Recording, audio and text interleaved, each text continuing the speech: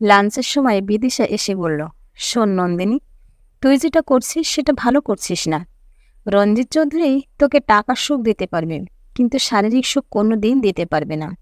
অফিসের সবাই এটা ভালো চোখে দেখছে না, তুই এইরকম একটা জঘন্য কাজ করতে পারিস, আমার বিশ্বাসই হচ্ছে না। নন্দিনী লজ্জায় মুখটা নামিয়ে রাখে, ওর বলার মতো কিছুই নেই। বিদিশা আবারও বলে, নন্দিনী, তুই যদি নিজেকে না বদলাতে পারিস তাহলে আমার সাথে বন্ধুত্ব রাখবি না। অভাব খুব খারাপ জিনিস রে। তা বলে আমাদের বস রঞ্জিত চৌধুরীর সাথে যা চলছে তা আমরা কেউ মানতে পারছি না। অফিসের সবাই তোকে আর বসকে নিয়ে যা তা কথা বলছে। তুই আমার খুব ভালো বন্ধু, তাই আমাকেও নানা কথা শুনতে হচ্ছে। বিদিশা কথাগুলো বলিয়ে অনেক আগেই চলে গেছে। নন্দিনী খাবারটা আর খেতে পারল না। অফিসের সবাই এখন তার দিকে কেমন যেন অন্য নজরে তাকায়। সবসময় ফিসফিস করে কথা চলে। নন্দিনী এলেই সবাই চুপ হয়ে যায়। ফোনটা বের করে একবার মাকে ফোন করল। ওই পাশ থেকে মায়ের গলা শুনে মনটা একটু ভালো হলো। তারপর মনে পড়ল, আজ মায়ের ওষুধ কিনতে হবে, আগের ওষুধগুলো প্রায় শেষ। লাঞ্চের পর আবার সবাই কাজে মন দেয়। সেই সময় রঞ্জিত স্যার নন্দিনীকে ডেকে পাঠায়। নন্দিনী যেই রঞ্জিত স্যারের কেবিনের দিকে পা বাড়ায়, অমনি তার কানে ভেসে আসে, স্যার যে 1 মিনিটও না দেখে থাকতে পারছে না রে। কানটা গরম হয়ে যায় নন্দিনীর, কিন্তু প্রতিবাদ করার ভাষা নেই তার কাছে।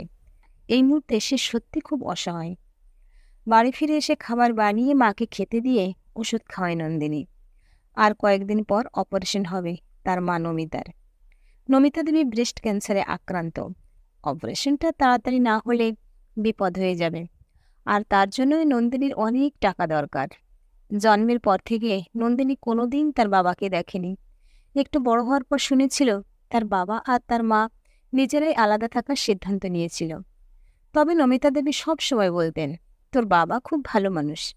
যদি ভালো মানুষই হতেন তাহলে এত বছর একবারও কেন খোঁজখবর নেয়নি? মায়ের সাথে মনোমালিন্য থাকতেই পারে, কিন্তু নন্দিনী কি দোষ করেছিল? রাত্রি 9টার দিকে নন্দিনীর ফোন বেজে উঠল। ফোনের স্ক্রিনে তার বসের নাম্বার। মায়ের কাছ থেকে সরে গিয়ে ফোনটা ধরতেই রঞ্জিত স্যার বললেন, তোমার পাড়ার মোড়ে আমার গাড়ি দাঁড়িয়ে আছে, তাড়াতাড়ি আমার বাড়িতে এসো নন্দু, আমি অপেক্ষা করছি তোমার জন্য। নন্দিনীকে নন্দু বলেই ডাকেন রঞ্জিত স্যার। মাঝে মাঝে অফিসের সবার সামনে এই নামেই ডেকে ফেলেন, তাই সবাই মুখ চাপা দিয়ে হাসে আর বলে, এত প্রেম কোথায় রাখি। নন্দিনী জানে রঞ্জিত স্যার এখন কেন ডাকছেন তার বাড়িতে। একটা দীর্ঘশ্বাস ফেলে নন্দিনীও তৈরি হয়ে নেয়।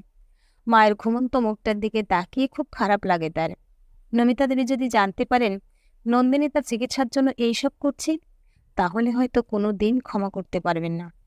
কিন্তু নন্দিনী ঠিক করেছেন অপারেশনের পর তার মাকে সব সত্যিটা জানিয়ে দেবেন। অপারেশন হয়ে গেছে, ডাক্তারবাবু জানিয়েছেন আরও কিছু পরীক্ষা করার পর নমিতা দেবীকে বাড়িতে নিয়ে যাওয়া হবে। নন্দিনী এতদিনে কিছুটা শান্তি পেয়েছে। অফিস চলাকালীন রঞ্জিত স্যার নিজের গাড়িতে নন্দিনীকে পাঠিয়ে দেন তার মায়ের সাথে দেখা করার জন্য। অফিসের কেউই তা সহ্য করতে পারে না। দুপুরে নন্দিনী তার মাকে খাওয়ানোর সময় নমিতা দেবী নন্দিনীর হাতটা ধরে বলেন, তুই আমার থেকে কিছু গোপন করছিস না তো? নন্দিনী কি উত্তর দেবে ভেবে পায় না। নিজেকে সামলে নিয়ে বলে, তুমি যে কি বলো না মা, কি গোপন করব তোমার কাছ থেকে? নমিতা দেবী নন্দিনীর চোখে চোখ রেখে বলেন, তাহলে আমার অপারেশনের এত টাকা কোথা থেকে পেলি? নন্দিনী কিছুটা আমতা আমতা করে বলে, অফিসের বস এই টাকাটা দিয়েছে, প্রতি মাসের স্যালারি থেকে কিছু করে টাকা কেটে নেবে। নমিতা দেবী তার মেয়েকে চেনে। সত্যি বলবার সময় তাকে এত আমতা আমতা করতে হয় না। কেমন একটা অজানা ভয় গ্রাস করতে থাকে নমিতা দেবীকে। একটু সুস্থ হলেই নন্দিনীর বসের সাথে তিনি দেখা করবেন ঠিক করেন। নমিতা দেবী এখন অনেকটা সুস্থ। নন্দিনীকে এই কদিনে বারবার জোর করেছে তার বসের সাথে দেখা করিয়ে দিতে। মুখে কিছু না বললেও নমিতা দেবী জানেন নন্দিনী কিছু একটা গোপন করছে। নন্দিনীও বারবার এড়িয়ে গেলেও আজ রাজি হয়েছে রঞ্জিত স্যারের সাথে দেখা করানোর জন্য। অফিসে আজ পার্টি আছে, রঞ্জিতবাবু কিছু একটা ঘোষণা করবেন, কিন্তু সেটা কি তা কিছুটা হলেও আন্দাজ করতে পারছে নন্দিনী। তাই মায়ের কাছে আর গোপন করতে চাইছে না কিছু। যা হল এবার দেখা যাবে। অফিসের গেটের কাছে গাড়ি থেকে নামতেই বিদিশা এসে নন্দিনীর মাকে ধরল। তারপর নন্দিনী আর বিদিশা মিলে নমিতা দেবীকে ধরে নিয়ে গেল। এই কদিন বিদিশা ও নন্দিনীকে একটু এড়িয়ে চলে। তবে আজ নন্দিনীর ভালো লাগলো বন্ধুত্বটা এখনো নষ্ট হয়ে যায়নি বলে। রঞ্জিত চৌধুরী প্রস্তুত নন্দিনীর মা নমিতা দেবীর সামনাসামনি হওয়ার জন্য। প্রায় অনেকগুলো বছর পর দুজনের সামনাসামনি রঞ্জিত চৌধুরী আর নমিতা সান্যাল। চারপাশের জগৎ হঠাৎই থমকে গেছে, ফিরে গেছে দুজনেই অতীতের সেই দিনগুলোয়। নমিতা তখন কলেজ ছাত্রী, আর রঞ্জিত তখন শিক্ষিত বেকার, কাজের সন্ধানে পাগল হয়ে উঠছে। কিন্তু সেই সময় নমিতা জানল সে মা হতে চলেছে। রঞ্জিত কি করবে ভেবে উঠতে পারছিল না, তাই বাচ্চা নষ্ট করার কথা বলে। কারণ সেই মুহূর্তে নমিতাকে বিয়ে করা সম্ভব ছিল না তার কাছে। নমিতা হাসি মুখে সরে যায় রঞ্জিতের জীবন থেকে। এর কয়েক বছর পর রঞ্জিত যখন নিজের অফিস শুরু করে, হাতে অনেক টাকা আসে। বারবার ছুটে গেছে নমিতার কাছে তাকে ফিরিয়ে আনার জন্য, সম্পর্কটাকে স্বীকৃতি দেওয়ার জন্য। কিন্তু নমিতা পাষাণের মতো বারবার তাকে প্রত্যাখ্যান করেছেন। ততদিনে নমিতার মনে অভিমানের পাহাড় গড়ে উঠেছে, যার টপকে যাওয়ার সাধ্য ছিল না রঞ্জিতের। তারপর সব যোগাযোগ বিচ্ছিন্ন হয়ে যায়। রঞ্জিতবাবু অফিসের সবার সামনে এসে দাঁড়ালেন।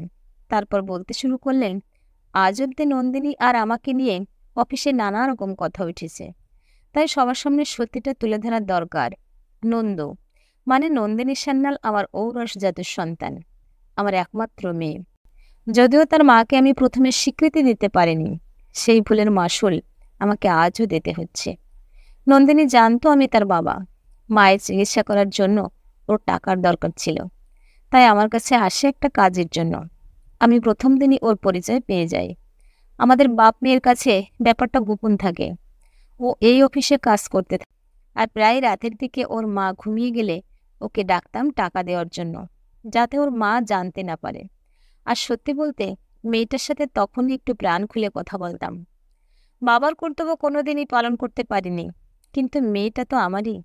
যেদিন ওর পরিচয় পেয়েছিলাম সেদিনই মনে হয়েছিল এতদিনের জমানো কান্না ওকে জড়িয়ে ধরে কাঁদে। বড্ড অপরাধী ওর কাছে আমি। আশা করি সবার সামনে ব্যাপারটা আমি ক্লিয়ার করতে পারলাম।